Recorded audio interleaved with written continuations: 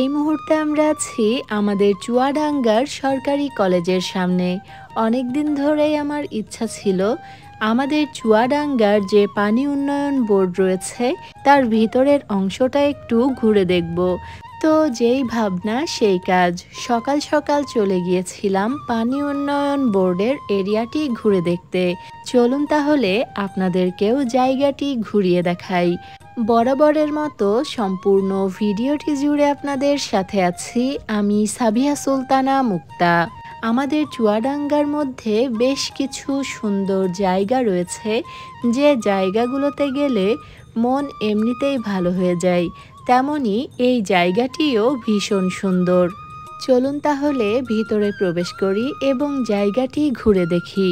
এই জায়গাটি একেবারেই নিরিবিলি, তবে সোজা যে রাস্তাটি দেখতে পাচ্ছেন এদিকে কিন্তু আবাসিক এরিয়া, তাই অনুমতি ছাড়া সামনের দিকটাতে না যাওয়াই ভালো। সম্পূর্ণ জায়গাটিতে একটা ক্যান্টনমেন্ট ভাব রয়েছে। চারিপাশটা অনেক সুন্দর, পরিষ্কার পরিচ্ছন্ন এবং অসংখ্য গাছগাছালিতে ভরা। ভিতরে আপনারা খেয়াল করলে দেখতে পারবেন অসংখ্য গাছগাছালি রয়েছে। এর মধ্যে চেনা অচেনা বেশ কিছু গাছগাছালি দেখলাম, যেগুলো দেখে বেশ ভালো লাগছিল। এবং এই যে ভবনটি রয়েছে তার ঠিক সামনেই অসংখ্য ফুলের গাছ রয়েছে।